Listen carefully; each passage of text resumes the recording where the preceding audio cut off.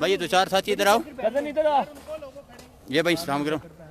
अस्सलाम वालेकुम सर। यहाँ पे ये बड़ा काफ़ी खड़ी हुई है और इधर जो होटल में काफ़ी लोग हैं उनको खाना वगैरह मुहैया नहीं हो रहा और AAYF का इतना मेहरबानी है, यहाँ पे बच्चों को उठा के आगे टिकट 1.5-2 किलोमीटर छोड़ के आ रहे हैं और साथ इनके राशन जो है वो पकड़ के लोगों को रूम्स में दे रहे हैं। इनकी बहुत बहुत मेहरबानी, अल्लाह इनको जज़ाए खैर दे और अल्लाह ताला इनको इसका अमल दे।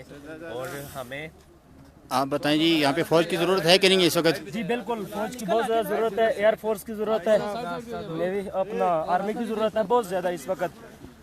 जो खिदमत वाली कमेटियाँ हैं वो उनकी अशद ज़रूरत है इस वक्त यहाँ पर नथिया गली के अंदर, क्योंकि आवाम बहुत ज़्यादा यहाँ पर होटलों के अंदर बंद होकर के रह चुकी है।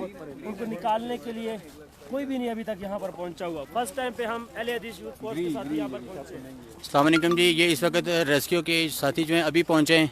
तकरीबन ये 2-2:30 बजे का टाइम हो चुका है। अभी ये साथी पहुँचे हैं, चूँकि इनकी भी गाड़ियाँ इधर फंसी थी, सेंटर इनका बंद था।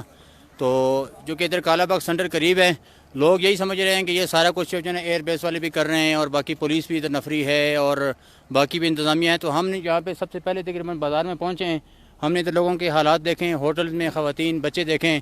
अभी एक छोटी बच्ची को हमने रेस्क्यू भी किया है, उसको एयर फोर्स के हवाले किया है जवानों के। तो इधर दुकानें मुकम्मल बंद हैं। करियाना की दुकानें खुलेंगी, बेकरी खुलेगी तो वहाँ पे से कुछ लोगों को कुछ मिलेगा ना।